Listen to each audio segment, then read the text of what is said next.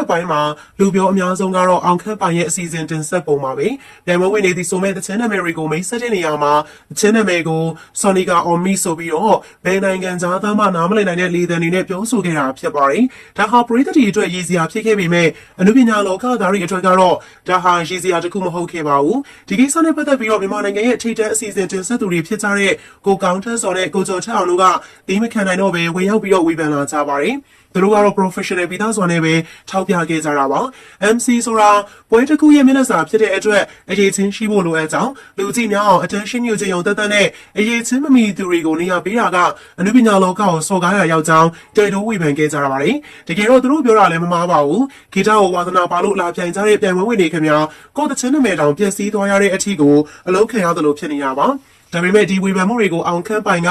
ကောင်းမုတ်ခံမနေပါဘူး။သူကဝိုင်းရဲ့အကိုကြီးတွေကိုပြန်လည်ပြီးတော့သတိပေးစကားဆိုလိုက်ပါတယ်။အောင်ခန့်ပိုင်ပြောတာကတော့ရှင်းပါတယ်။သူကအင်္ဂလိပ်စာမတတ်ဘူးလို့မထင်ပါနဲ့။သူကဆယ်တန်းတော့အင်္ဂလိပ်စာကိုဂုဏ်ထူးနဲ့အောင်မြင်ခဲ့တဲ့သူပါဆိုပြီးတော့သူရဲ့ပညာအရေးချင်းကိုထုတ်ကြွားလိုက်တာပါ။ဒါတင်မကသေးပါဘူး။သူအခုလိုဘလောင်းမလဲပြောနေတာတွေကမတက်လို့ပြောနေတာမဟုတ်ပဲအစီအစဉ်ကိုလူကြည့်များအောင်ပွဲဖြစ်အောင်လို့တမင်ကိုတသက်လုံးယူနေတာဖြစ်ကြောင်းဝန်ခံထားပါတယ်။ပို့ပြီးတော့စိတ်ဝင်စားစရာကောင်းတာကတော့အောင်ခန့်ပိုင်ရဲ့အချင်းချောက်စကားပါပဲ။သူ့ကိုဝေဖန်တိုက်ခိုက်နေတဲ့သူတွေအထူးသဖြင့်ကောင်းထက်စောကြော်ထက်အောင်လို့ပုံကိုယ်တွေကိုရှီရွယ်ပြီးတော့ကျွန်တော်ပြန်လို့ရင်လည်းခန္ဓာရည်ရှိအောင်ပြင်ဆင်ထားကြပါဆိုပြီးတော့ကျုံးသွားလိုက်တာပါဒီနေရာမှာမိကုံးထုတ်စရာချန်နေတာကတော့အနုပညာလောကရဲ့ဂုဏ်သိက္ခာပါပဲဝါရင် President ကောင်းထက်စောတို့ကြော်ထက်အောင်လို့ဝါရင်တွေဒေါသထွက်ကြတာလည်းအကြောင်းရှိပါတယ်သူတို့က MC ဆိုတဲ့အထက်ပညာကိုတန်ဖိုးထားပြီးတော့စင်မြင့်ထက်မှာအမှားရမရှိအောင်နှစ်ပေါင်းများစွာလေ့ကျင့်တည်ဆောက်ခဲ့ရတာဖြစ်ပါတယ်